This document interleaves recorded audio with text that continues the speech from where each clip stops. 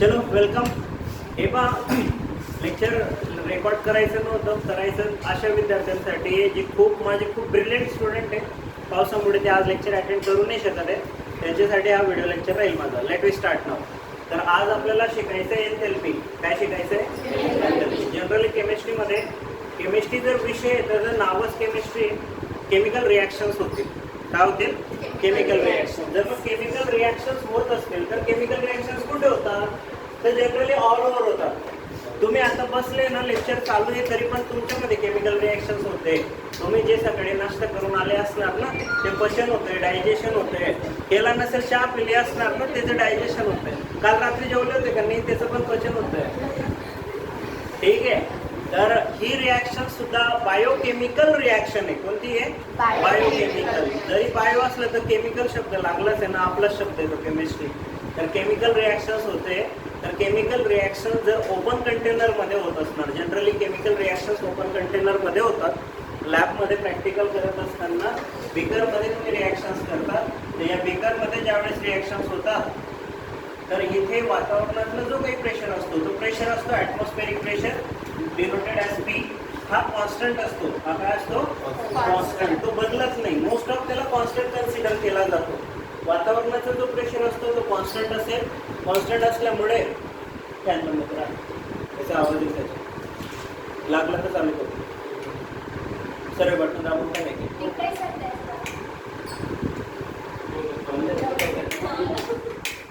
Okay, चला लक्ष द्या. तर वातावरणाचा जो प्रेशर असतो तो कॉन्स्टंट ॲझ्युम करून आपण केमिकल रिॲक्शन्स करत असतो.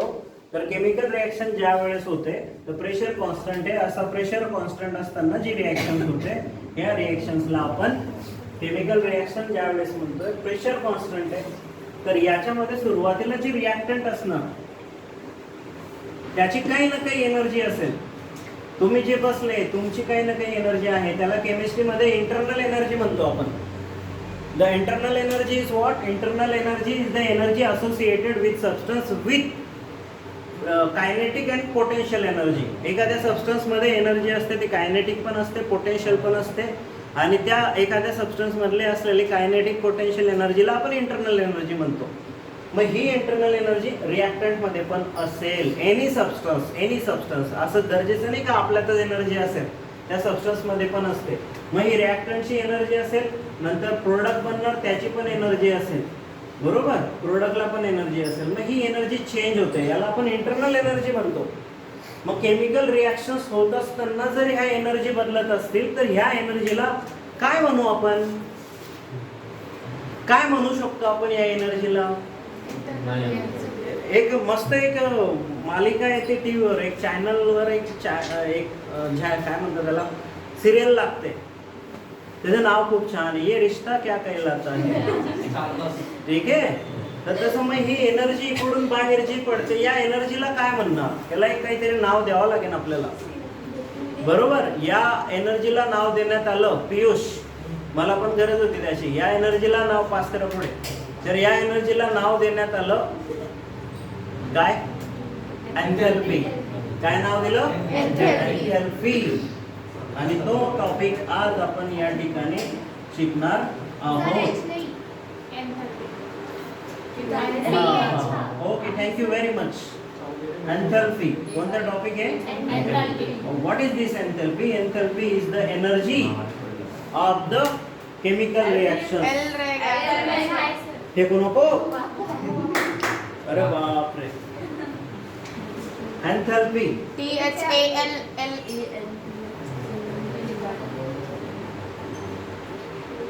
बरोबर का? LPY. क्या बात आहे, व्हेरी गुड.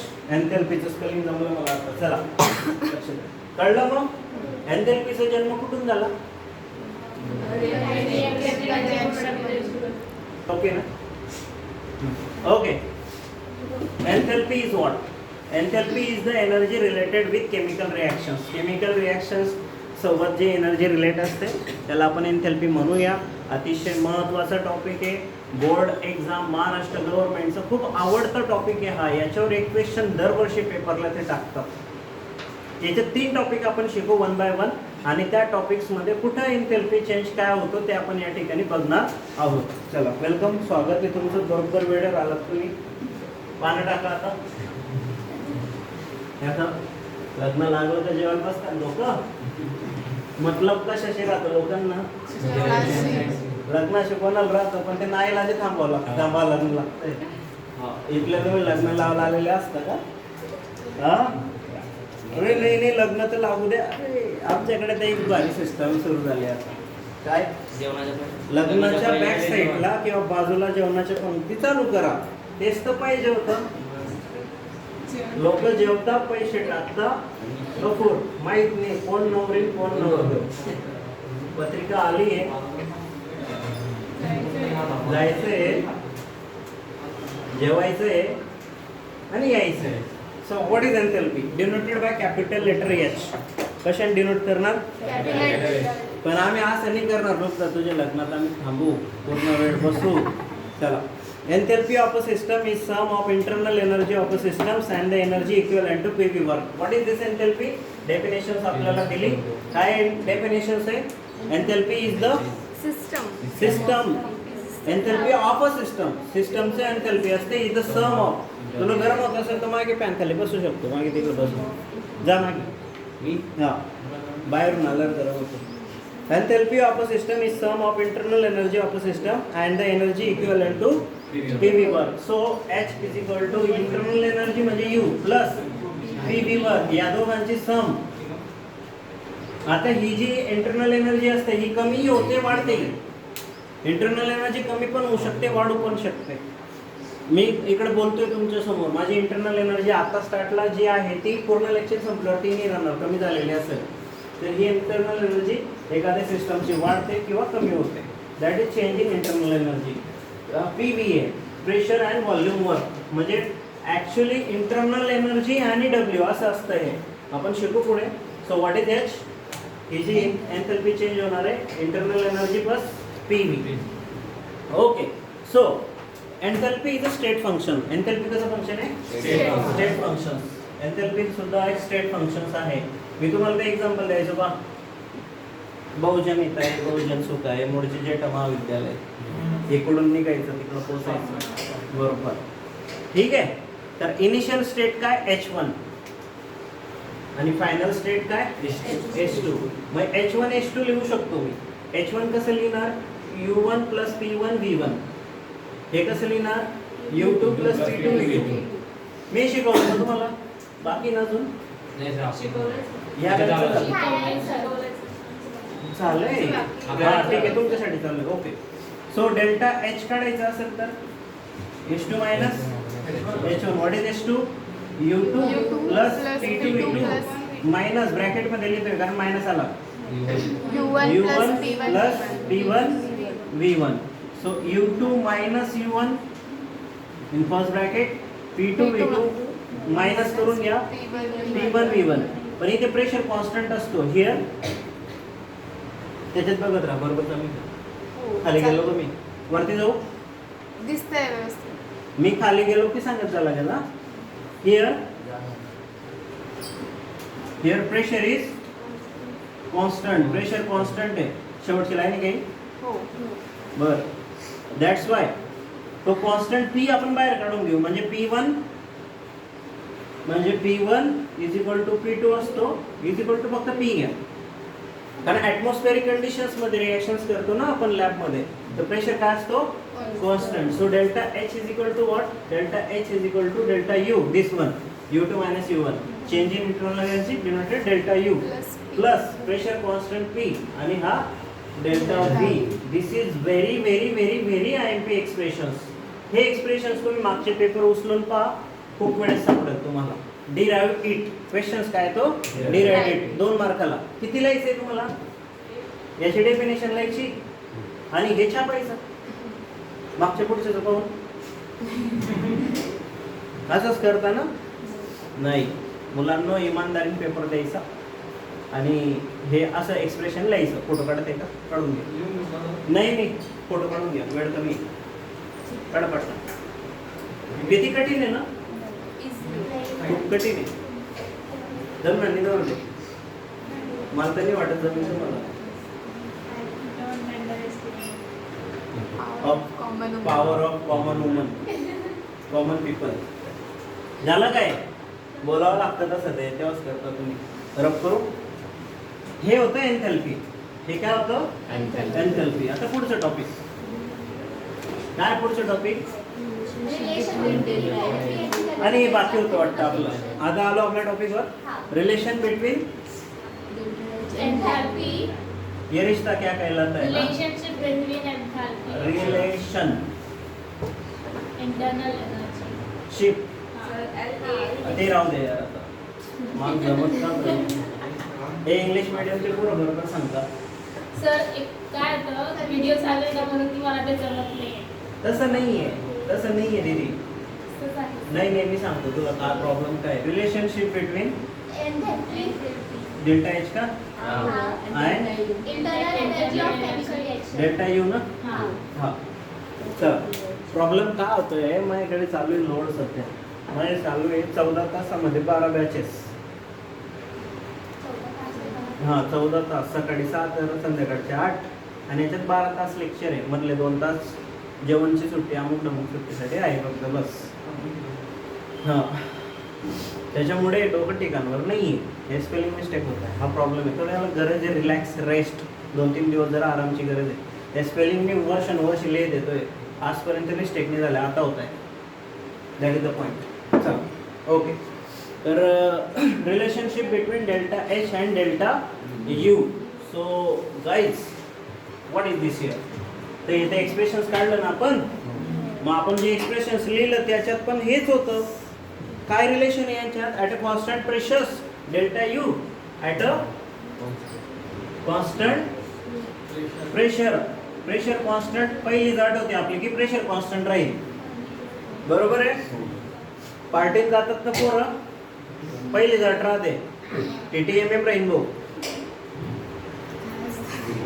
TTMM माहिती नाही? अरे बापरे, चांगली गोष्ट आहे. माहिती नाही तुम्हाला, म्हणजे तुम्ही पार्टीला जात नाही. ज्याचे पैसे तोच भरेल. किंवा 10 जणे बिल आलं 100 रुपये तर 10,000 रुपये सर्वांनी द्यायचे. तुम्हाला कॉन्ट्री म्हणता का? आमच्याकडे TTMM म्हणतात त्याला.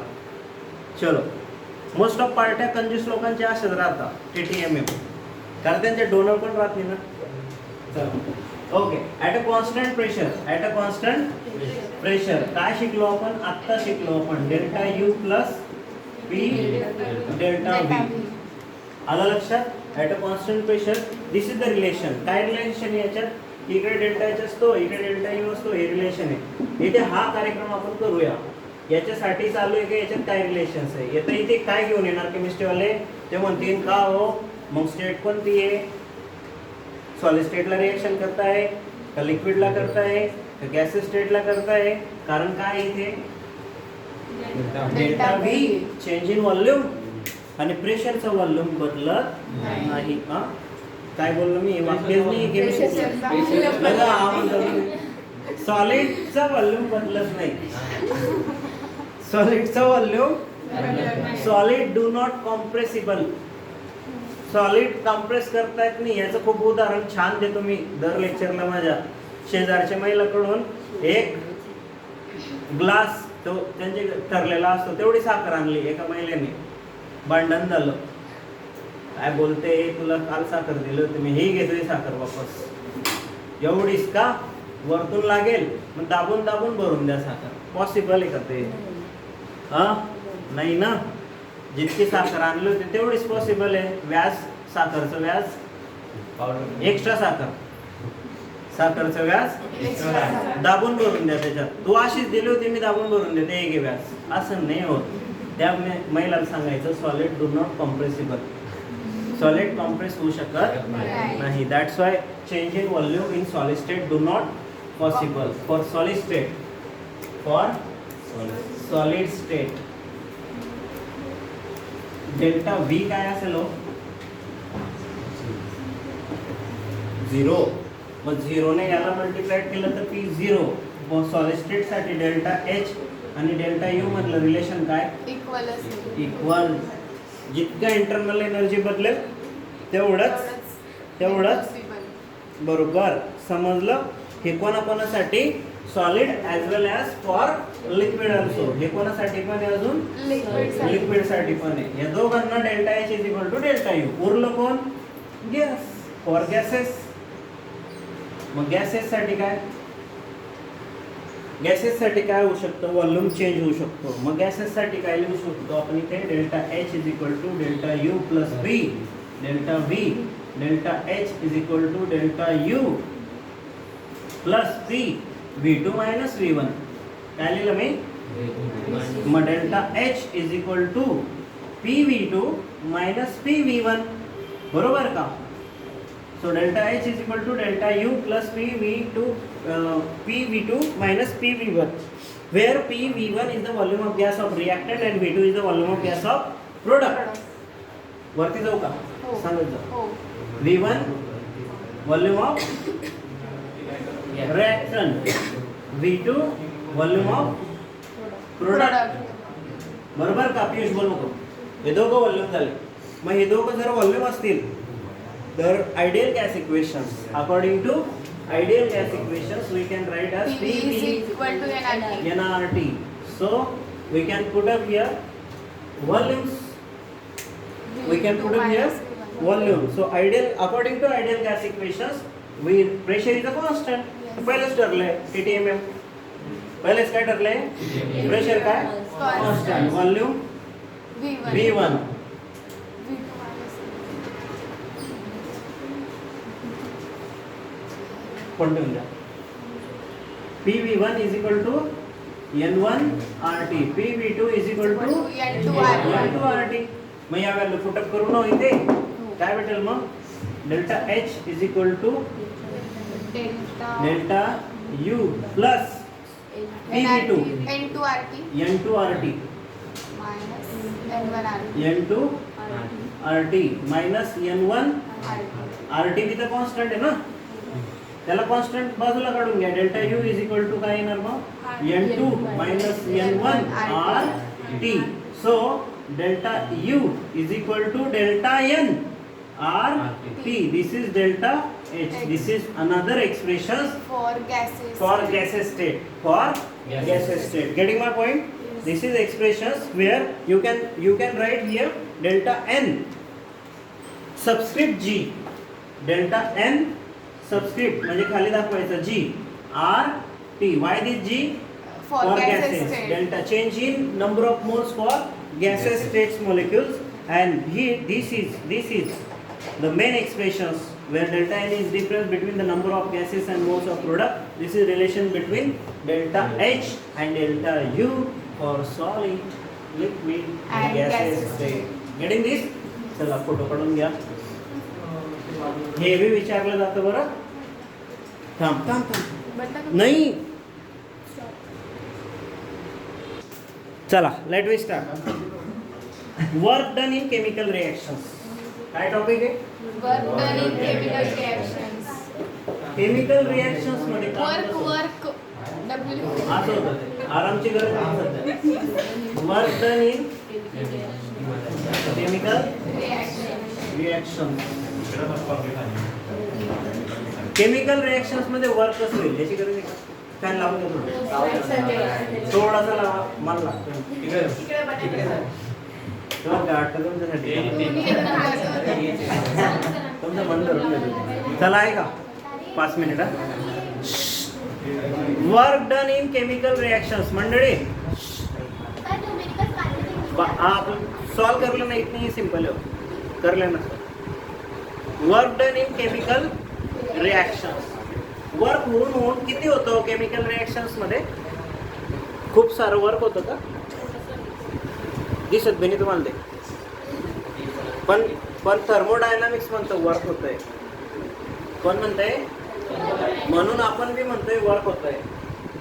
याला आपण काय म्हणतो? काय केमिकल रिएक्शन आहे, काय काम झालं, आपण लक्ष बी नाही देत अशा बारीक गोष्टींकडे. है ना. आपलं मोठे काम राहतं. होमवर्क करणं, पेपर देणं, टेस्ट देणं, मास्टरने सांगितले त्याच दिवशी देणं. बरोबर. चला. Work done in chemical reactions. Here work done by system at a constant temperature and pressures given by. शिकलो आपण. सांगा. W is equal to minus P external into delta V. This is the formula of work. हा वर्कचा formula आहे thermodynamics मध्ये. कुठं? Thermodynamics. Assume here P external, जितका atmospheric pressure असतो तेवढाच प्रेशर गॅसचा असतो असं ॲझ्युम करावं लागतं आपल्याला. आणि त्यावेळेस मग ते कार्यक्रम समसमान पुढे सुरू होतो की आता प्रेशर दोघं सेम आहे. एक्सटर्नल प्रेशर पण आणि ॲटमॉस्फेरिक प्रेशर्स म्हणजे pressures of gas is same, that is P. So P is equal to P external here. So therefore W is equal to what? तर W काय बनेल? एक्सटर्नलच्या ऐवजी P टाकलं आपण इथे. So W is equal to minus P delta V. काय answer बनलं? W is equal to minus P delta V. So what is here? We can put up here again expansion. W is equal to minus P V2 minus V1. So multiplied with P V2 plus P V1. This is W. Okay. Now the ideal gas equations. कोण येतं इथे परत? Ideal gas equation ideal gas equations नुसार we can write PV is equal to nRT. So V2 आणायचं आहे तर मग काय लिहिणार? PV1 is equal to nRT means N1RT. PV2 is equal to N2RT. Now put up here again. आपण परत put करणार तिथे. तर परत पुट अप केल्यावर डेल्टा NG भेटेल आपल्याला. सेम तेच. So W is equal to what is this? PV minus PV2 minus n राहू द्या as it is. PV2 म्हणजे काय? N2 RT.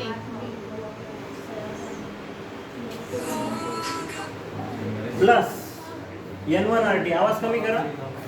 सायलेंट मध्ये ऐकलं तरी चालेल. है ना? Background music.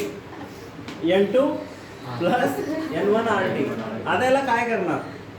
याला काहीच करू नाही शकत ना आपण. मायनस साईन आहे ते मायनस त्याला देऊन टाका. हे मायनस प्लस होऊन जाईल.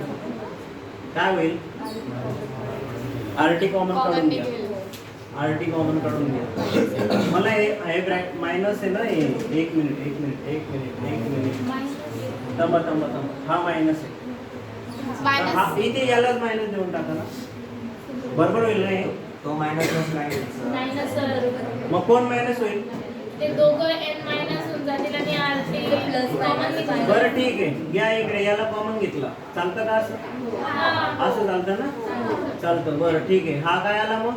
Delta R. हा कोणासाठी?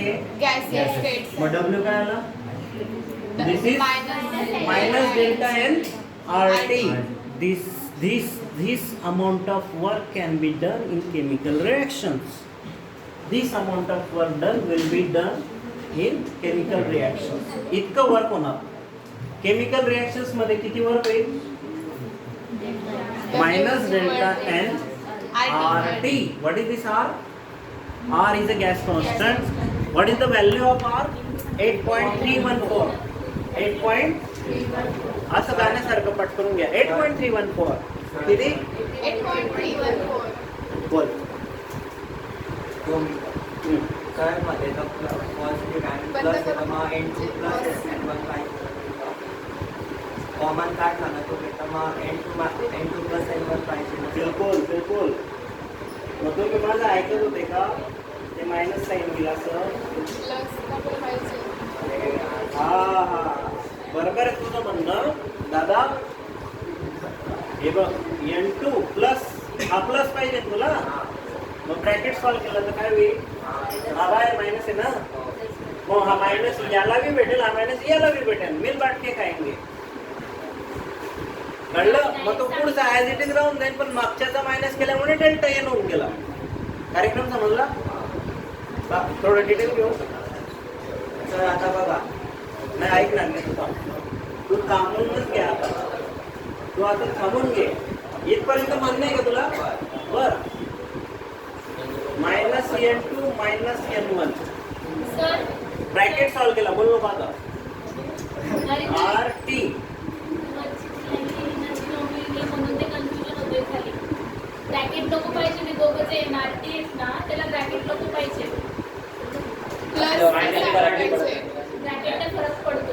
ऍडिशन मध्ये आता मल्टिप्लिकेशन मध्ये बरोबर आता बरोबर येते. सेमच आहे. मग दिलं काय नाही दिलं? नाही. आता बरोबर आहे. आता बरोबर आहे ना? हो. मान्य? पण तिचं प्लस नको मायनसच पाहिजे. नाही इथे इक्वेशन टाकायचं. कुठे प्लस नको? हा प्लस आहे ना बेटा? बरोबर आहे ते. बरोबर हे बी आहे. बरोबर होतं, हे बी बरोबर आहे ना, अजून एक बरोबर आहे. आता हे काय येईल? हे चालतं तुम्हाला? चला घ्या, चालतं. मला काही अडचण नाही. डेल्टा आहे. सेमच आहे. सेमच येते. दादाला कन्फ्युजन होतं, ते झालं क्लिअर. हो क्लिअर? ओके ओके ओके हो गया.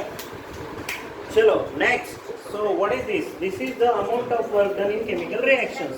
असं जर विचारलं तुम्हाला की का हो थर्मोडायनामिक्समध्ये केमिकल रिएक्शन्स होताना किती वर्क होतं, डिराइव द एक्सप्रेशन्स, तर ये एवढं बोर्डवर जितकं लिहिलंय ना एवढं एकदम सोपं आहे. याला टेक्निक सांगतो, लक्षात कसं ठेवणार. वेलकम मनोहर, तुमच्यासाठी मी टाळ्या वाजवणार आहे पण शेवटी आता लेक्चर झाल्यावर. तर विषय असा आहे की डब्ल्यू माहिती आहे तुम्हाला, काय माहिती आहे? डब्ल्यू. फॅन लावून घे मागे. अरे लावून घे. पियुष बटन दाबून दे. इकडे बटन दाबून. त्याचं मागे का लाईटचं इकडे. हां ऐका. W is equal to minus P external delta V. इथे दोघं प्रेशर कॉन्स्टंट असतं असं सांगायचं की आपल्याला माहिती आहे. We know this. ओके. मग तुम्ही लिहिलं की हा या प्रेशरच्या ऐवजी हा प्रेशर, मग हा भाऊ घ्या तर तो भाऊ घ्या. ते काय होतं, लग्न असतं ना तेव्हा नवरीचे मामा नवरदेवचे मामा स्टेजवर या. प्रॉब्लेम असा असतो, नवरीचा मामा आहे 3, नवरील मामा किती आहे 3. पण इतकं मायक्रो प्लॅनिंग नसतं की तेव्हा बोलवल्यावर कोण जाईल. मान कोणाचा आहे? मामाचा. मोठा तिथे अनेबल असला तर नवरीचे मामा दोन्ही मामा, एक मामा एक्सचेंज केला, दुसरा मामा आणला. वेळेवर तो अवेलेबल. सर तुम्ही डायरेक्ट नवरीच्या मामाच्या जागी नवऱ्याचा मामा लावून दिला. रे दोन्ही मामा आहेत ते, नवरीचेच आहेत ते दोघं. अच्छा दोघे. हा मग तो विषय ना पहिला रिप्लेस केला. ठरलं काय होतं, नियमान पहिल्याचा मान आहे का नाही, आपण चेंज केला. हे नवरीचे मामा सांगण्याचा उद्देश एक आहे का हे पेपरच्या वेळेस आलं तर आठवलं पाहिजे म्हणून, बाकी काही नाही. बाकी मामा मुमा काही विषय नाही तिथे, पण असं सांगितलं तर लक्षात राहतं म्हणून. चला केलं हे केलं की मग बाकी पुढे प्लॅनिंग माहिती आहे तुम्हाला. डेल्टा व्ही एक्सपांड करा V2 - V1. हे केलं की मग आयडियल गॅस इक्वेशन मध्ये येतच. Ideal gas equation P1 V1 P2 V2 टाका, व्हॅल्यू सॉल्व करा मॅथ्स नुसार. झालं, कळलं? Okay. Next topic. Now here very important topic. The above equations gives work done by system in chemical reaction. The sign of W depend on delta V. But here W is shown by minus here. वर हो. कधी negative नसतं. थांब ना. तोच विषय मी तो clear करतोय. So sine of work will depends on this delta V. आता V2 - V1 करताय तुम्ही इथे. जर V2 ग्रेटर असेल, V1 स्मॉल असेल तर मायनस ओके ना, मग चालून जाईल. पण जर इथे V2 लेस असेल तर इथे येणार आन्सर मायनस, हे पण मायनस हे काय होईल प्लस. मग हे साइन प्लस होऊन जाईल. म्हणजे कंडिशन 3. कंडिशन किती? 3. N1 N2 N1 N2 N1 N2. Yes हुशार आहे ना तू, तेवढं जमतं करू पटकन. तर आता कोण greater? Suppose condition N1 is greater here. मग N1 ग्रेटर आहे तर आपण इथे काय होईल, हे प्लस होऊन जाईल. येते का लक्षात? The W will B plus. जर N2 ग्रेटर आहे तर मग हे जे आन्सर येते तेच मायनस निगेटिव्ह, आणि दोघं इक्वल असले तर मग सर कॅन्सल होऊन जाईल. 0 होऊन जाईल. वर्क काय होऊन जाईल? 0. वर्कच होणार नाही. There is change in there is no change in volume number of gas. तो W विल बी 0. तर W काय होऊन जाईल? 0 होऊन जाईल. समजलं? जर क्वेश्चन्स मध्ये असं विचारलं त्यांनी mention the conditions for work done, तर हे लिहावं लागेल. कंडिशन्स पण सांगितल्या तर मग N1 N2 दाखवायचं हे. So according to given conditions like this. The work will be positive, work will be negative और वर्क विल बी झिरो. आता वर्क जर पॉझिटिव्ह असेल तर N1 is greater no than no no that is not point. तो हो गया. If W is positive then work is done by the system. If is negative then work is done by the surrounding on the system. आणि zero आहे तर मग ना सिस्टमने काम करणार ना ना सराउंडिंग surrounding. काम करणार. आलं लक्षात? तर सिम्बॉल महत्वाचा आहे. Okay, so next topic enthalpies of physical transformations. पुढचा टॉपिक काय? Enthalpies of physical transformations. अतिशय आनंद झाला तुम्हाला हे लेक्चर मला शिकवताना. तर आता आपण हा व्हिडिओ इथे स्टॉप करूया. सेकंड टॉपिक पुढच्या व्हिडिओला आपण पाहू. एन्थॅल्पीज ऑफ ट्रान्सफॉर्मेशन्स लवकरच तुमच्यासाठी मी घेऊन येणार आहे. Thank you very much.